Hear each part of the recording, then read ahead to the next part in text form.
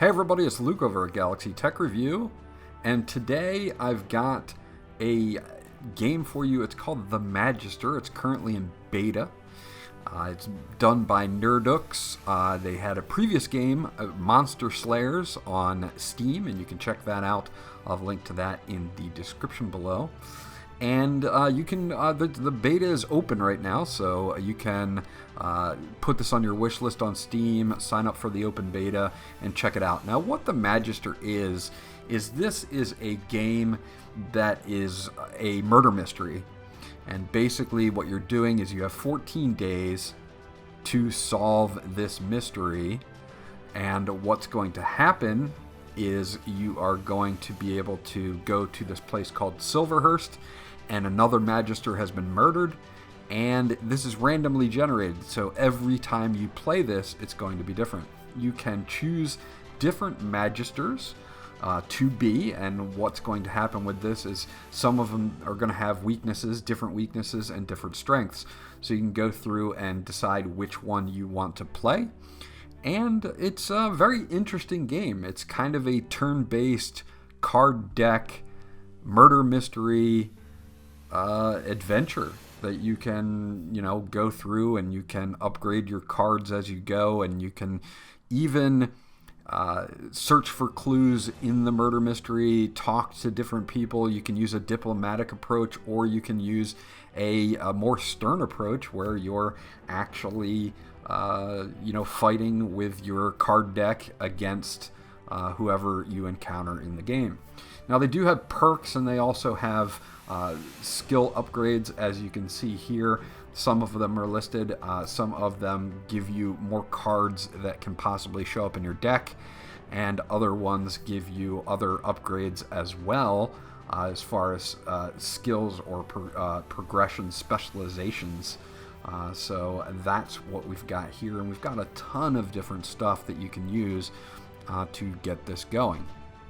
Okay, so let's jump on in. This is day number 1, and we just get here to Silverhurst, and you can go in and talk to people. You can see on the right hand side there's going to be dialogue, and then of course on the main part of the screen you're going to be able to move around, talk to people, talk to villagers, main characters, and you're going to want to talk to this guy first when you first get off the boat here. So we're going to talk to him. Now, they've got another interesting part of this is reputation. You can see at the bottom there's 3 blank stars there. When they get up to 3 stars, you can do certain things. So by interacting with certain characters in the game and your reputation level grows, it will open up other options in the game for you.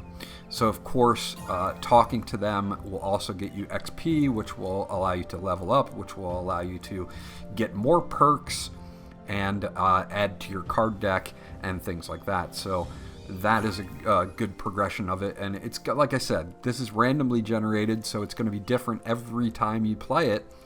So the replayability is definitely there. So what I do want to go into in a second is getting into a situation where you can either fight or walk away or use more of a diplomatic approach. Those are always things that can happen in the game. So something that you need to be aware of is that you don't always have to fight if you don't feel like that's a thing for you to do. So you do have that choice. And you can use diplomatic approaches depending on your character and their perks, whether those will be successful or not. It just depends. Now, this is the board that is accessed through your journal, and this will show you clues that you find, important people that you need to talk to, side quests, and all of that stuff as well, all in your journal. So that's something that you can keep an eye on as you're playing through. The inn is where the murder apparently has happened, so that is where we need to go. And you can see that we have to investigate the murder, and we need to go talk to the innkeeper. And then you have side quests on the right-hand side, and of course improve your relationships with villagers to 3 stars, and then question them about the murders.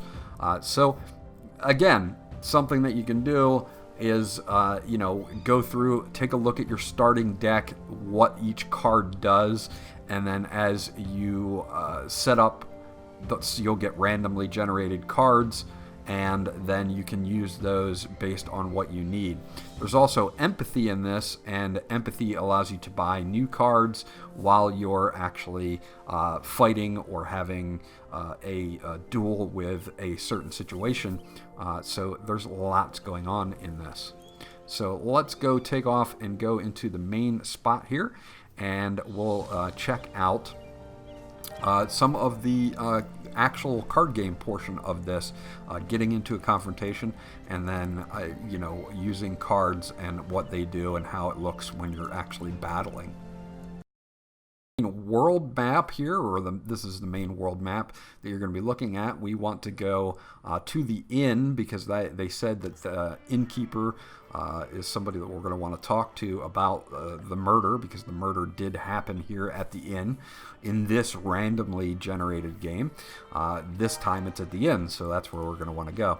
So now, again, I want to talk to the innkeeper, and I want to, find out as much as I can about this murder so that I can get it solved. I only have 14 days to get it solved, so you will have to do this as efficiently as possible. Once you question this person, you can find other people that may have seen something or heard something, and they'll put those people on your map, and you'll be able to go check them out. And some of them can only be seen during certain times of the day. So you have to watch that as well when you go back to your world map, what time of day it is, and whether those people are there. Now I can pick tactical diplomacy here, and this is going to put me into a card battle. Or just like as if you were out in the wilderness and you were fighting off bandits or something like that, and you would do, instead of tactical diplomacy, you would do something like, just a straight battle. So these are the two different scenarios so far that I found where you use the cards to get through this certain point. So basically I'm fighting this bartender, but I'm using tactical diplomacy instead of just your traditional, I'm shooting at him with a gun. Now you get empathy when you use cards, and you can use empathy to buy cards and add them to your deck. Up in the center, you can see that his rage level is in red. It's a 3. I need to get that to a 0 to be successful with my tactical diplomacy. So you can see I have a break will card, which will automatically reduce the rage level by 1, but I need to use 5 empathy for it. So what I'm going to do is I'm going to try to build up what I can and get up to level for at least 5 empathy so that I can use the break will on him. And you can see that there are also dice rolls. Certain cards have dice that will happen, and if you roll more than what the requirement is, you'll get extra empathy. And I did there, and I used the break will card, and you can see that now he's at a rage level 2.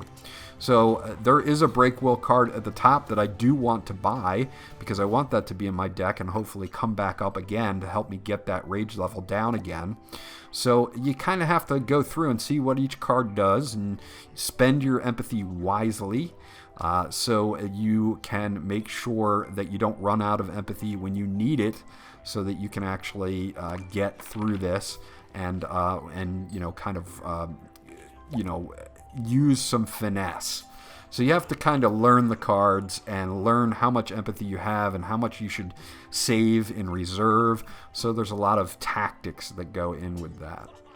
So interestingly enough, like I said, if you're into card-based, turn-style-based gaming, you're going to really enjoy this because there's a lot going on. Plus, you can upgrade your cards. You can do a lot of other things with it as well. Now, I've got Break Will up again, but I don't have enough empathy to automatically remove anything. So I'm going to end my turn, and I'm going to save up some more empathy so that if that card comes back up again, I can get that rage level down to level 1. So these are the things that you have to think about while you're playing this game. Very cool. Very different than what I've been playing. This is different than probably almost most of the games that I've played up to date. This is something that, if you want to get into, it's going to take a little bit of a learning curve. If you're familiar with card-based and turn-based games, you're going to catch on pretty quickly. I am not, but I still caught on fairly quickly about how to gain empathy and keep some in reserve for what I've got 9 now. If I want to buy any of the cards from the top, I'm going to be spending empathy for it, but I know I've got other ones in my deck already that may pop up and may help me get through this quickly, knowing that I still have 6 turns left. So it's a very interesting kind of tactical way of playing. It's slower paced. It's not like what you're used to when you play an FPS and you're constantly, you really just have to stop and think about a lot of the things that you're doing. So now my break will came back up and I've got 9 empathy, so now I've got him down to 1. I only have to get him down 1 more to be successful, and I have 6 turns left. I'm going to end a turn, so actually 5 turns left. Break will is available for buying again, so I'm going to buy that in hopes that it pops up again and I can be successful in my battle. So there we go. I'm going to end my turn, and it did not come back up, but that's okay because I still have 4 turns left. And there is Break Will, and I'm going to have to discard a card, and if I use this with 7 empathy, you can see it at the top, tactical diplomacy was now successful. So that's just an example of how the battles will go in the different situations. This is just one of many different situations that you can get into. Very, very interesting. So now he gives me the key because I used it. He said that he lost it, so I used tactical diplomacy. He gave me the key, and now I can go upstairs and I can check out the murder scene and continue on with the storyline. So that is just one way of doing it. Okay, so we're upstairs in the inn, and he gave me the key to the room where the murder happened, so we're going to go check that out real quickly. And once you open the door, you can see that there are several things that I can investigate. So we're going to start and investigate these, and of course there is the body of the Magister up there as well, so we'll probably have to investigate him as well. And it seems like I found a few things. There's a leather strap that I found that comes up as a clue, so now we've got a clue that we can check in our inventory there, or review clues, and there is a clue connected to the leather strap. And you'll be able to determine where the strap came from if you get the deduction perk, or you can ask or show this around to other people. So there are, again, several ways to get information on clues to further the investigation. So, if I end up getting the deduction perk, then I can use that to do it myself, or I may be able to show it to NPCs in the game, and they will give me that information. So another thing that I have here is a piece of food. It's a chicken drumstick, and again, I can show this to somebody, or I can examine it again when I have the alchemy skill. So again, there's a few different ways to get information from that clue as well. And then the third thing that I found here was some brown leaves. And this is something, again, that if I can either talk to somebody that knows about herbology, or I can get that perk myself, and then I can examine it to get that on my own. So again, there's multiple ways. If we check out the dead Magister here, we've now got a skill point, so we'll be able to actually go and buy some more stuff here. And, you'll get more clues from the body itself. Now, I don't want to give away too much of the game, although it is randomly generated each time. You guys are starting to get the idea of what you're going to have to do to go through this and play it. And the thing that I really like about this is that it's got a slower pace. So I can play it at my own pace. And the really cool thing about it is that it's randomly generated each time. So when I come back in, it's not going to be the same thing over and over and over again. It's going to be a totally different murder mystery. And it's going to be randomly generated with new clues, new story, new everything. So the replayability is really high. So that's my quick review of the Magister in beta. Again, it's going to be available on Steam. I'll have some links down below where you guys can check it out. This was Luke from Galaxy Tech Review. If you like this type of game, which is going to be more of a slower paced, turn-based card deck type of battling and a murder mystery wrapped into one, then you should check out the Magister. Go check it out. Put it on your wish list to follow it on Steam, and you might be surprised at how fun this game can be. Again, this was Luke from Galaxy Tech Review. Remember to like, and if you guys have not subscribed yet, please do so because that always helps me out. And I'll check you guys out on the next video.